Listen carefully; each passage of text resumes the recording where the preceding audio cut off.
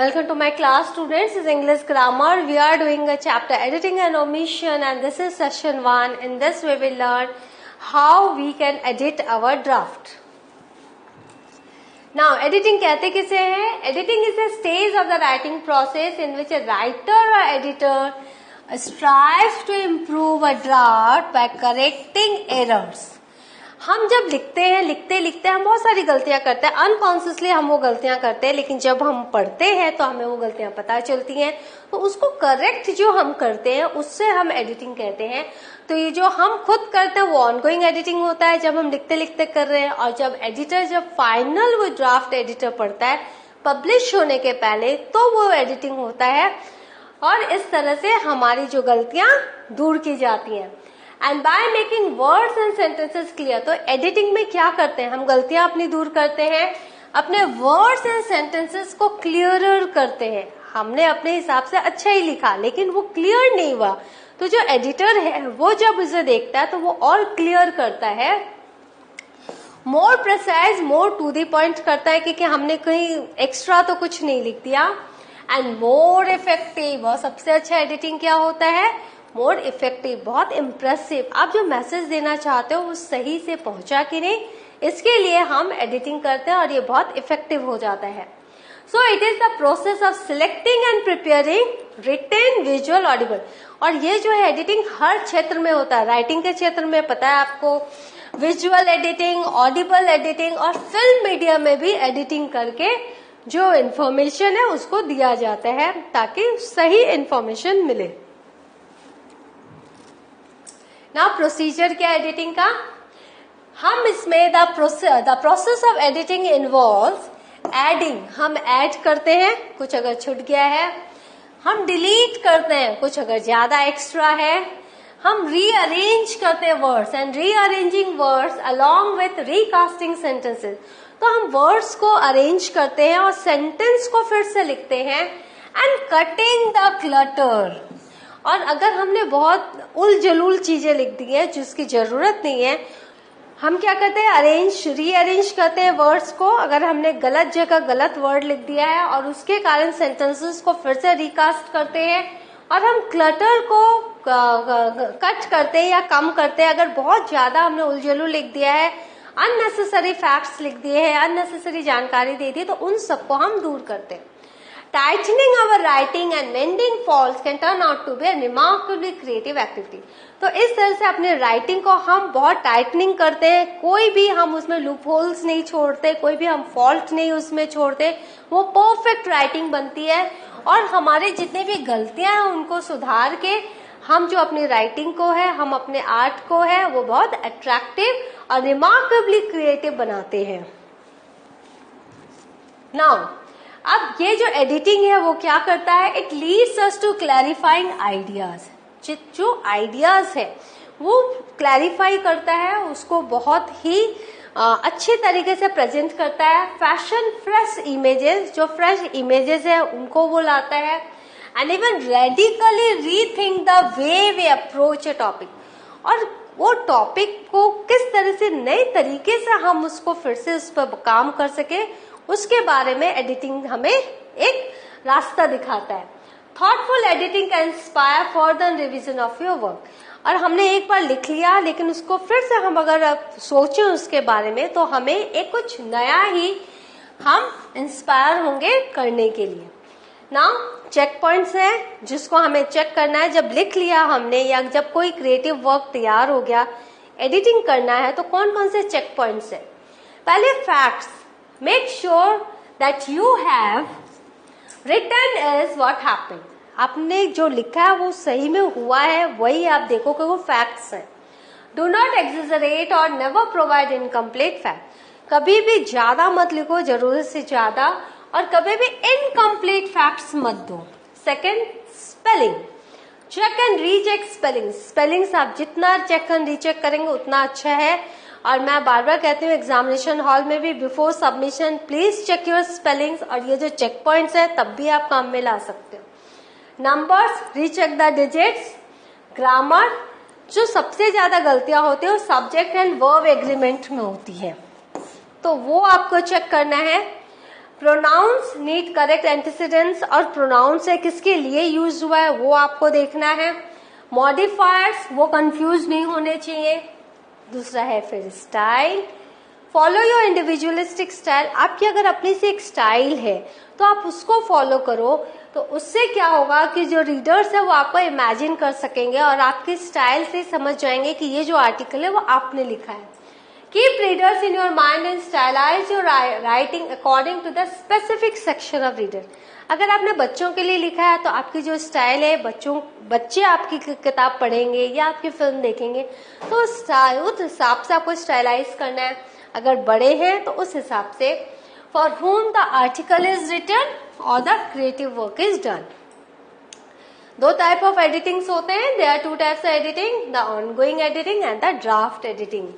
तो यहाँ पे देखो the ongoing and the draft editing. While writing, when we change a word or punctuation marks or add few more sentences or new paragraphs, we do ongoing editing. Ongoing editing क्या है? जब हम लिखते लिखते जब हम चेंजेस करते हैं, हम क्या करते हैं, कोई वर्ड चेंज करते हैं या कोई पंक्चुएशन मार्क में चेंजेस लाते हैं या कोई नए सेंटेंसेस ऐड करते हैं या एक नया पैराग्राफ लिखते हैं, तो वो ongoing editing होता है। It further involves amendments in goals of the story or article. जब हमने लिखना शुरू किया था तो हमारे दिमाग में कुछ और गोल्स थे, लेकिन फिर लिखते लिखते हमने कुछ और ही गोल बना लिया और ये हमारा लक्ष्य हो गया, तो हमने क्या किया, उस स्टोरी या आर्टिकल के गोल को ही चेंज कर दिया। कैरेक्टर डेवलपमेंट, पहले हमने सोचा था ब्लैक एंड व्हाइट कैरेक्टर होगा, एकदम अच्छा या एकदम बुरा, फिर हमने सोचा थोड़ा ग्रे कैरेक्टर भी यूज करते हैं, ग्रे कैरेक्टर ना बहुत अच्छा है ना बहुत बुरा। यूज ऑफ डायलॉग्स, हमने डायलॉग्स में हम चेंजेस लाते हैं, लिटरेरी डिवाइसेस में हम चेंजेस लाते हैं, and finally voice, tone and language. और जो वॉइस है, जो टोन है, जो लैंग्वेज है, हम उसमें भी चेंजेस लाते हैं। तो ये सारे जो है हम चेक पॉइंट्स है वो देखते हैं। नाउ एक टाइप है डीप एडिटिंग। अब कितने टाइप्स ऑफ एडिटिंग होता है आप देख लो। एक डीप एडिटिंग होता है, तो इसमें 4 स्टेज होते हैं। पहला, an editor or a writer edits the content of a piece of writing. वो जो कंटेंट है जिसके ऊपर पूरा का पूरा आर्टिकल लिखा गया, वो कंटेंट जो है वो कैसा, वो इम्प्रेसिव है कि नहीं, उसके ऊपर काम होता है। Then the structure, structure of writing कैसी है। फिर स्टाइल, स्टाइल के बारे में मैंने बताया।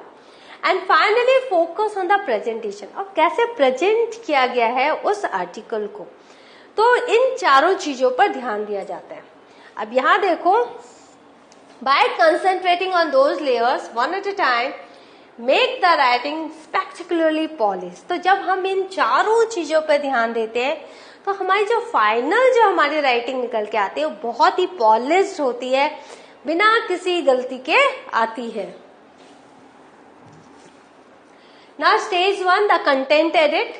You make sure every point in a piece of writing is unique. हर एक point unique होना चाहिए।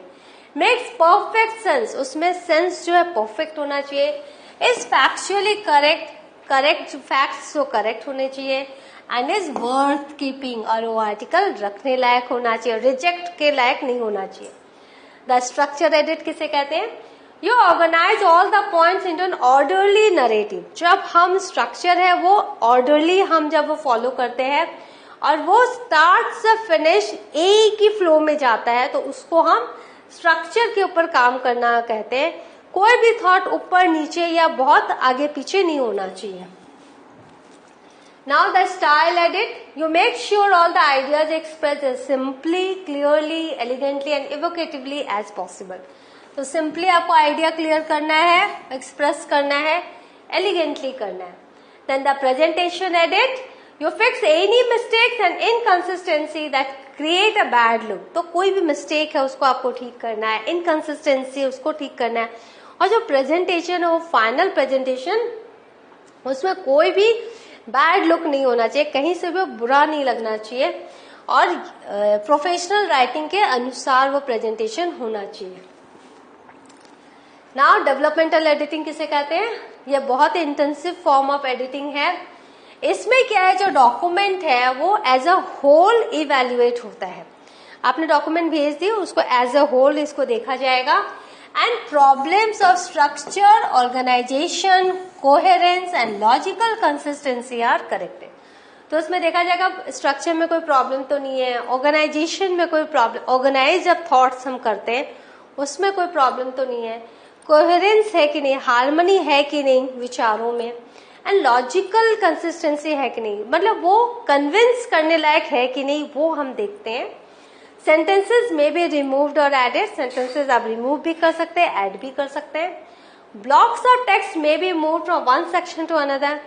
ब्लॉक्स ऑफ टेक्स्ट आपने कुछ पैराग्राफ लिखा जो ऊपर नहीं नीचे होना चाहिए, तो वैसे भी हम चेंजेस करते हैं. एंटायर पैराग्राफ्स में बी चेंज, में बी रीरिटन, कंडेंस्ड और एक्सपांडेड. तो पैराग्राफ को या तो हम फिर से लिख सकते हैं या फिर हम उसको क्या कर सकते हैं, छोटा कर सकते हैं कंडेंस्ड, या फिर हम उसको बढ़ा सकते हैं. Add information to support the theme, theme को सपोर्ट करने के लिए हम इंफॉर्मेशन ऐड करते हैं. Remove information that does not support the theme, अगर थीम को कोई इंफॉर्मेशन सपोर्ट नहीं कर रहा तो उससे हम क्लटर समझ के हटा देते हैं. Reorganise paragraphs to improve flow of ideas. Revise sentence structure and organisation to improve the readers experience. आपके रीडर के एक्सपीरियंस के हिसाब से आपको क्या स्ट्रक्चर एंड ऑर्गेनाइजेशन को रिवाइज करना है.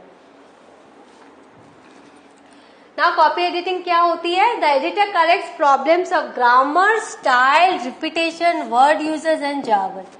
जार्गन क्या होता है? जब हमने खूब बड़े बड़े क्लमजी वर्ड्स लिख दिए तो उसको वो सिंपल वर्ड्स में करता है.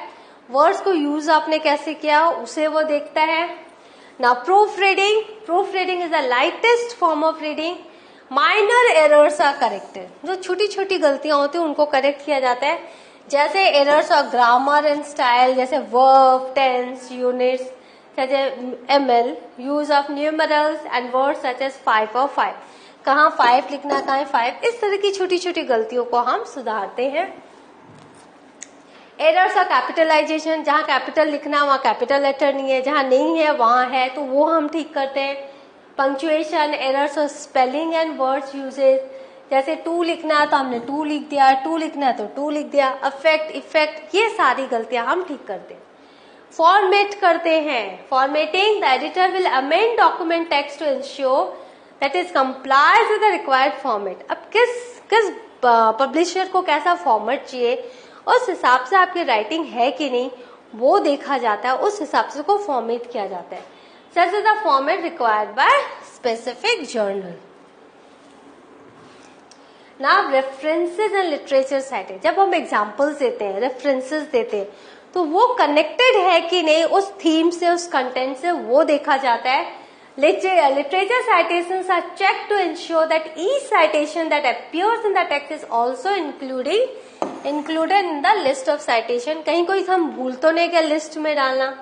The format of the citations are corrected so that it conforms with the requirement. तो वो साइटेशंस को करेक्ट किया जाता है ताकि रिक्वायरमेंट के अनुसार वो लगे. अदर डॉक्यूमेंट्स भी एडिट किए जाते हैं. जैसे एडिटर में रीवर्क टेबल्स, अगर आपने टेबल्स दिया है तो उसको रिकरेक्ट करता है. फिगर्स को, फिगर लेजेंड्स को वो क्या करता है, डेटा को और क्लियर करता है. फिर आता है आपका रिव्यू. द एडिटर में provide a 1 to 2 page diagnosis of the manuscript. आपका जो मैन्युस्क्रिप्ट है उसके ऊपर वो रिव्यू करता है और नोट लिखता है कि कहाँ कहाँ आपको चेंजेस करने हैं. Highlight the areas where changes might be most beneficial. जैसे अगर आपने रिपीटेटिव थॉट्स हैं या वर्ड्स हैं, एम्बिगुअस आइडियाज है, क्लैरिटी नहीं है, इनकम्प्लीट इंफॉर्मेशन है, तो वो एक नोट लिखता है, रिव्यू करता है और वो आपके साथ सलाह करके एडिट करता है. ग्लॉसरी, हर एक आर्टिकल में आपने जो वर्ड्स यूज किए उसके मीनिंग को हम ऐड करते हैं. ग्लॉसरी इसको बोलते हैं. Terms use to describe scientific editing and writing are defined in the glossary. अगर ये साइंटिफिक है आपका आर्टिकल तो आपको लिखना जरूरी है इस टर्म का मतलब क्या, जो रीडर को हेल्प करता है समझने में. So what have you learned? We have learned editing and we have learned how to edit draft. So in the next session we will do omission, and that is also very important. A good revision of this. Thank you.